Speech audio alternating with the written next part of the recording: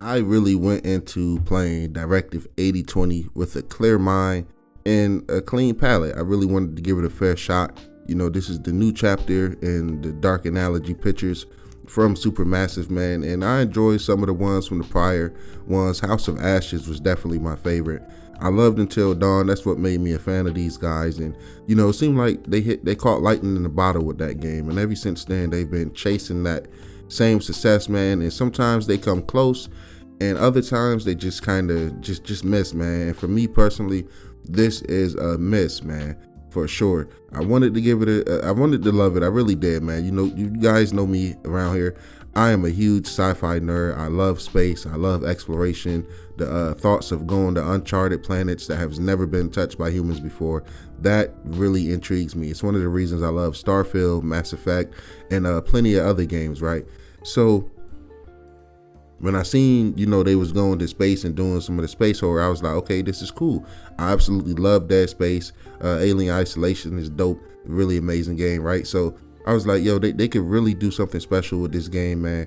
Boy, oh boy, was I wrong, guys. So I'm going to keep this review somewhat brief. I don't want to spend too much time on it, man. But I was just overall disappointed, man. You know, I thought it could have been, you know, a whole lot better than what it was.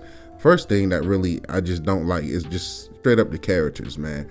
I don't know what's going on with Supermassive, man. I don't really feel like they do black people justice in these games. I don't feel like they do anybody justice, no matter the race, if it's an Asian woman, white woman, male. Something about the faces and just the bodies in this game just seem off, man.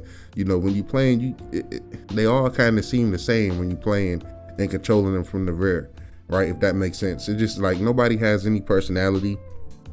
Nobody really feels different or unique.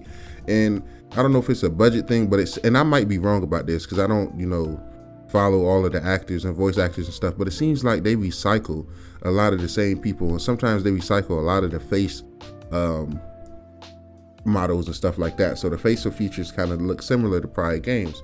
But pretty much, you know, the story and the premise, and I'll touch on the story. I have to. You guys know I usually don't do spoilers. So if you haven't beat the game or you plan on beating and playing the game later, then just click off the video right now, or you know, fast forward this section. I don't know, whatever you got to do to help yourself, man. Basically the setting is, you know, these people, Earth is dying, which I think is always a dope concept, because if you look around now, if we keep treating the Earth the way it's going, that could be a real possibility a few hundred years from now, or maybe even sooner.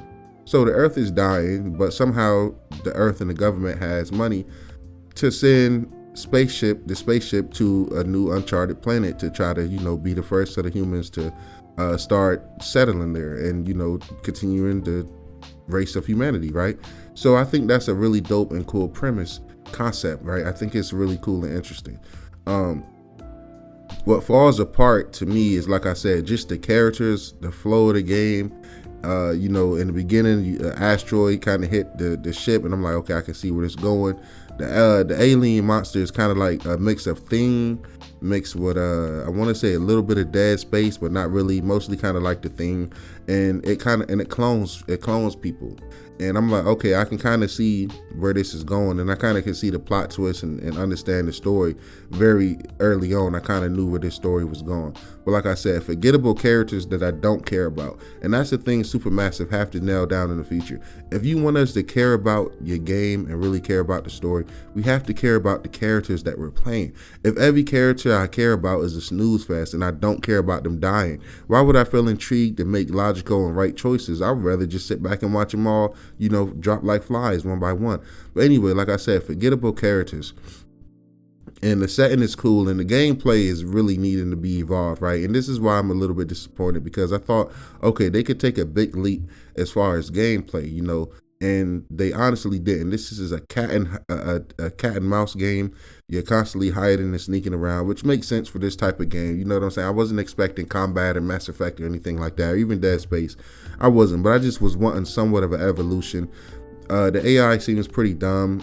It's easy to just kind of sneak past these dudes. Also, you know, it's a lot of sneaking through vents, and I'm like, oh my lord, if I have to play another video game, you put me in this great setting on this great spaceship, you know, it's so mystery, we done crash landed into this planet, but I'm spending most of the game sneaking through vents. That is very annoying. It takes away from the whole point of me being here and immersed in the setting. If 80% of the thing I'm gonna look at when I'm free to roam is the screen. Also, I thought the lore and hidden audio logs and stuff could have been a lot better. It wasn't as interesting for me personally. They added this mechanic where you can text the crew members. I text everybody. I got the trophy for texting everyone, but it never really seemed like it held much weight or any importance really in the concept of the story. The decision making was cool. You know, it was some things I did that I thought would have led to better outcomes, but it didn't. So they still got me interested on that aspect. But besides that, man, like I said, total snooze fest, man. You know, the whole cloning thing with the alien, man, I feel like we've done that before in other genres, but I feel like, you know, okay, this was a cool attempt here. But it's another plot twist, because guess what? Humanity's evil. We're evil fucks. It's never as simple as, hey, go to this planet, guys. So it turns out that we're actually clones. The characters you're playing as is clones, and Earth has a lot of so Earth is dying. This is where I just completely lost interest in the story. And like I said, this is spoilers, so click off if you want, right? This is where I completely stopped giving a damn about the story, right? Earth is dying, but we have resources to send damn near unlimited clones and spaceships to this uncharted planet where the aliens could continue to learn about us and potentially return to Earth. To me, that is the dumbest shit ever, man. I just was like, okay, I'm kind of checked out. This makes zero sense. I don't understand what we have going on here.